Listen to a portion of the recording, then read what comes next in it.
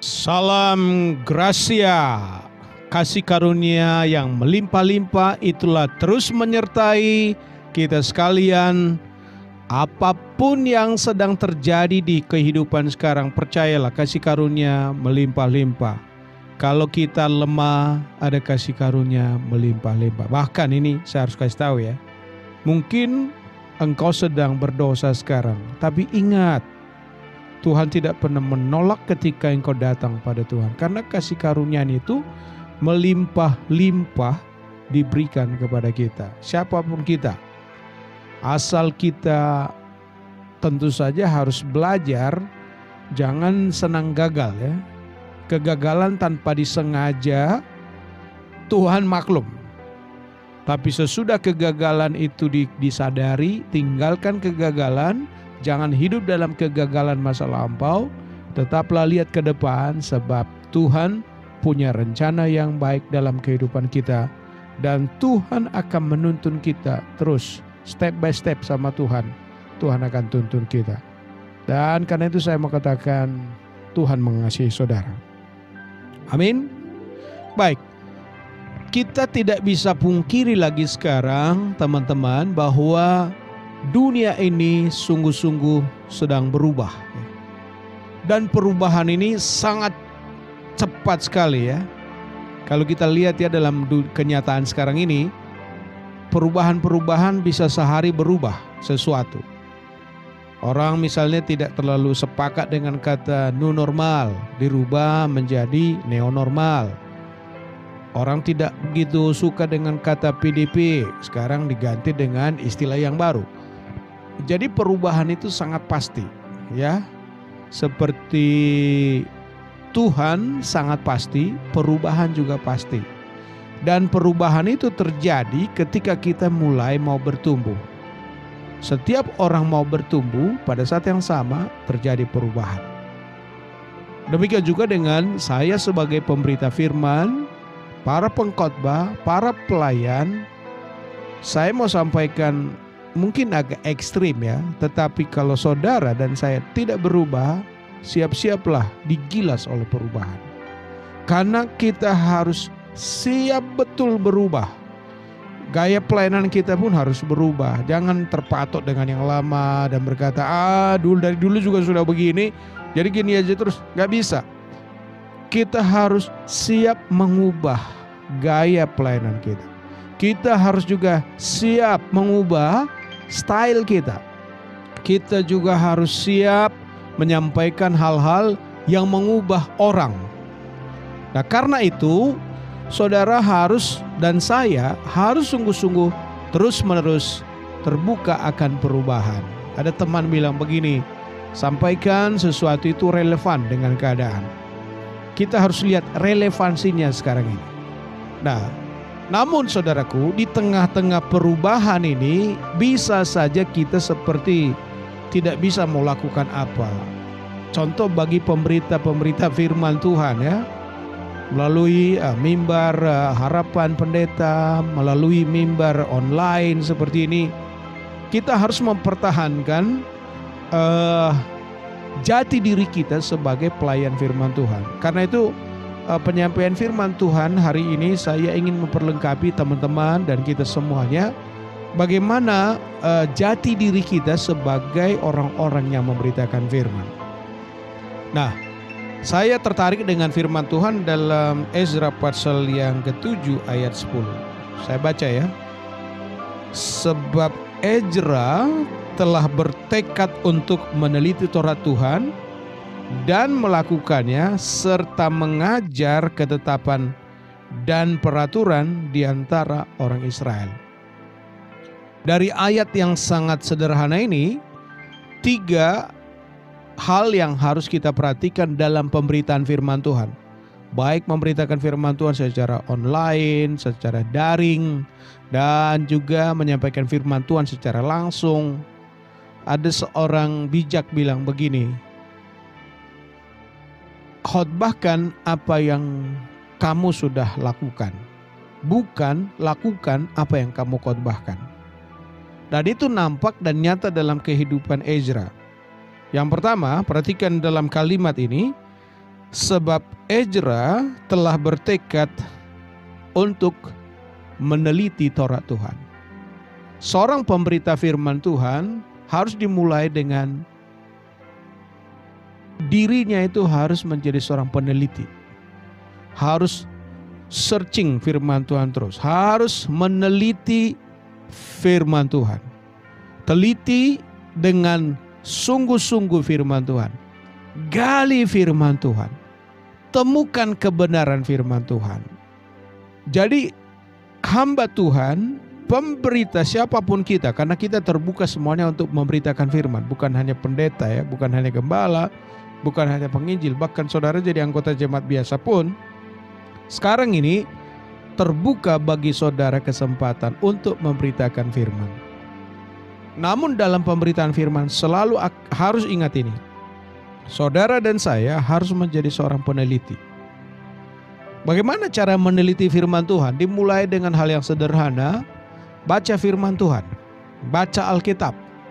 Kemudian sesudah baca Alkitab, mulai teliti siapa penulis, kenapa ditulis, untuk siapa ditulis, pada waktu kapan dia ditulis. Mulai teliti firman Tuhan itu. Nah, firman Tuhan itu kekal sifatnya ya. Firman Tuhan tidak berubah dulu, sekarang, sampai selamanya. Tapi keadaan bisa berubah. Firman Tuhan itu selalu menjawab tepat sesuai dengan keadaan. Dan kalau Tuhan bekerja dulu, dia juga bekerja sekarang. Hanya saja cara Tuhan menjawab tidak berubah dari caranya dulu. Dan itu harus diteliti dalam firman Tuhan supaya diberlakukan dalam situasi kita sekarang. Teliti firman Tuhan.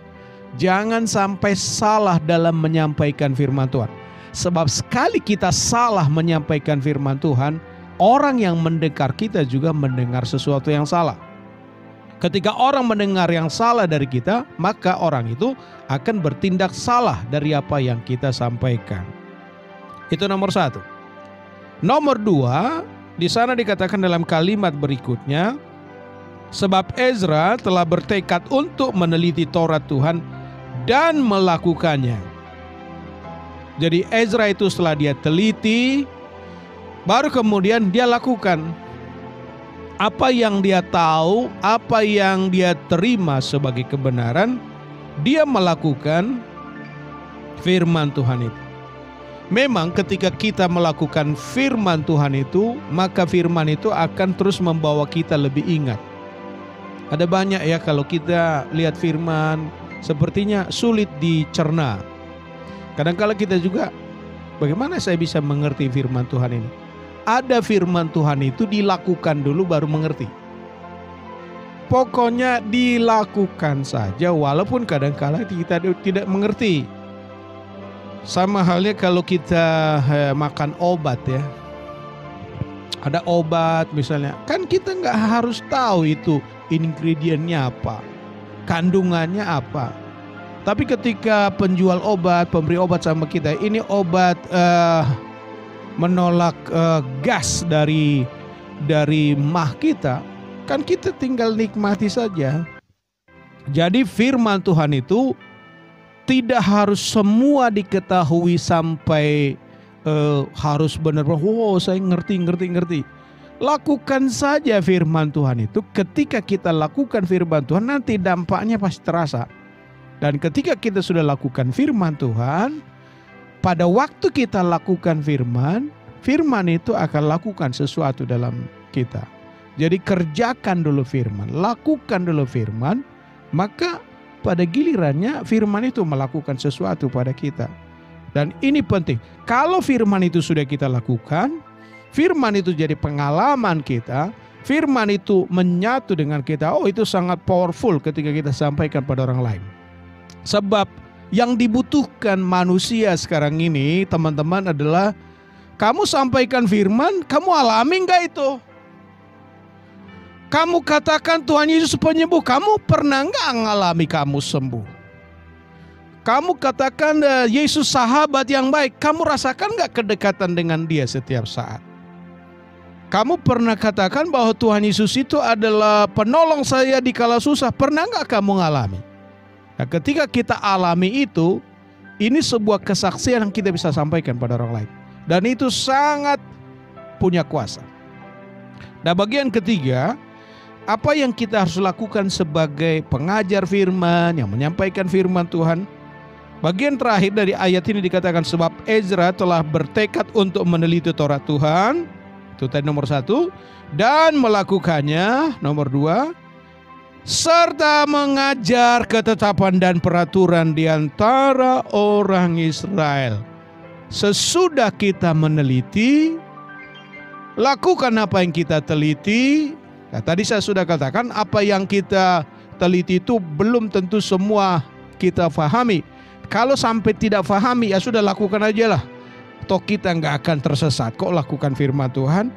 Tapi yang ketiga, apa yang kita sudah teliti, apa yang kita sudah alami, kita harus mengajarkan itu pada orang lain. Menyampaikan peraturan-peraturan itu kepada orang lain. Supaya orang lain juga hidup sesuai dengan apa yang kita ajarkan. Mengajar tentu harus pakai metode-metode khusus ya. Tidak semua orang bisa mengajar dengan sangat bagus, tapi pelan-pelan kita ajar orang lain, kita tunjukkan firman Tuhan pada mereka. Dan yang paling mudah sesungguhnya dalam menyampaikan firman Tuhan adalah yang kedua ini, ketetapan dan peraturan. Menyampaikan peraturan itu jauh lebih mudah daripada mengajarkan yang agak rumit. Peraturan itu kan misalnya, kalau Tuhan bilang jangan ya jangan. Kalau Tuhan bilang lakukan, lakukan. Itu peraturan. Itu sangat mudah. Seperti yang disampaikan oleh Tuhan kepada Musa ketika bertemu Tuhan di Gunung Sinai. Tuhan memberikan 10 perintah. Itu aturan yang diberikan oleh Tuhan. Itu lebih mudah daripada yang lain ketika kita sampaikan. Dan kalau agak sulit mengajar, sampaikan aja peraturan-peraturan. Ini boleh, ini tidak boleh.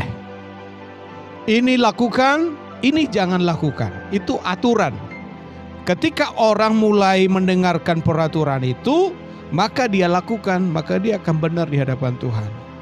Tuhan kan katakan kepada Yosua, apabila kita tidak menyimpang ke kiri dan ke kanan sesuai dengan peraturan Tuhan, maka hidup kita akan sukses dan diberkati oleh Tuhan.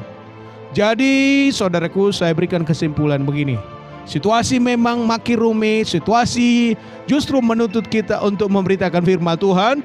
Sebab hanya firman Tuhan jawaban bagi seluruh persoalan manusia sekarang ini. Namun ketika kita menyampaikan firman Tuhan, yang pertama, jadilah peneliti.